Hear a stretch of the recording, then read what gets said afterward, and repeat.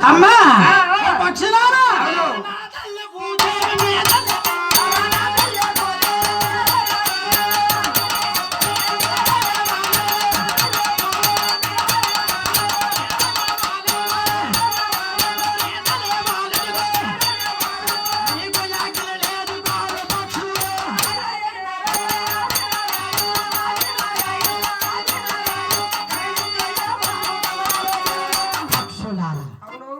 ఈనాటి నుండి నా తల్లి భూదేవి మీద కొంగలాగను కోడిలాగను మీరు పెట్టలాగిన వాళ్ళడానికి మీకు ఆజ్ఞ లేదు లేదు లేదు.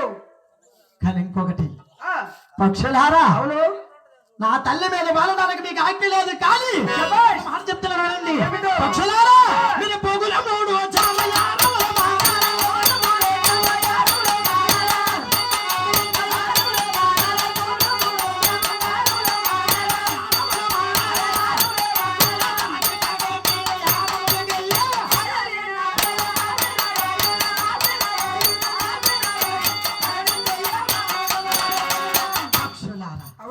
పొగులు మూడు జామ ఆరమల మాని రాత్రి భాగము ఆరానికి వెళ్ళండి. అవునయ్యా.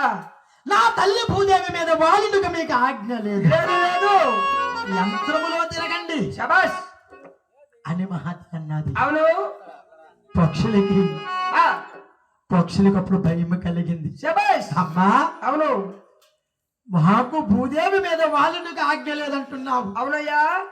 ఎల్లకాలము యంత్రములో తిరిగినట్లుగా అయితే మా రెక్కల చలుపులు లెగిసిపోతాయి. అవునయ్యా. మా రెక్కలు చాలుస్తుంటాయి, మా రెక్కలు బాధపడతాయి.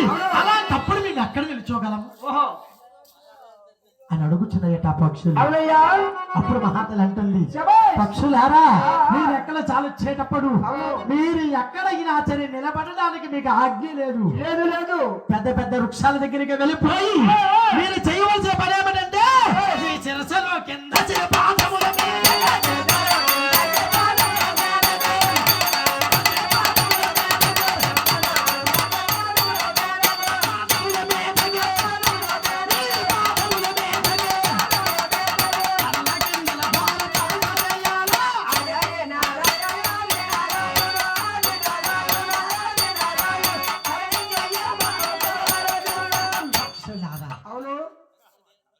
పెద్ద పెద్ద వృక్షాల దగ్గరికి వెళ్ళిపోయి మీ చిరసల కిందకి వచ్చి మీ పాదాలతో వృక్షాలు పట్టుకొని చిరసల కిందకి చిరు పాదము వేరే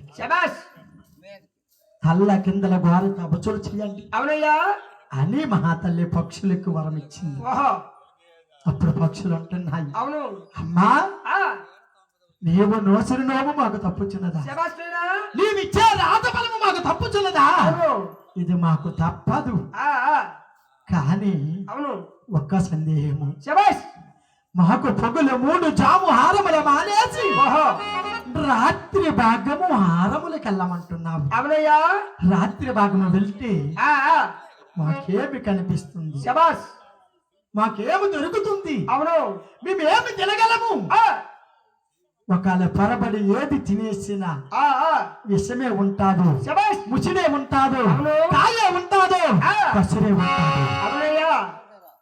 మా ప్రాణము పోతున్నదేమో అని అడుగుచున్నాయట పక్షులు. అప్పుడు మహాతలు అంటుంది ఏమిటి పక్షులారా పొగలు మూడు జామ ఆరముల మానేసి రాత్రి బాగానే ఆరముకు వెళ్ళేటప్పుడు మీరేమి చేస్తారో చెప్పాలా. ఏ అరణ్యానికి వెళ్ళినా ఏ చీకటి వేళ అయినా ఏ చీకటి వేళ అయినా మీకు ఎటువంటి భయం కూడా లేదు. ఎందుకంటే ఈనాటి నుండి పక్షులారా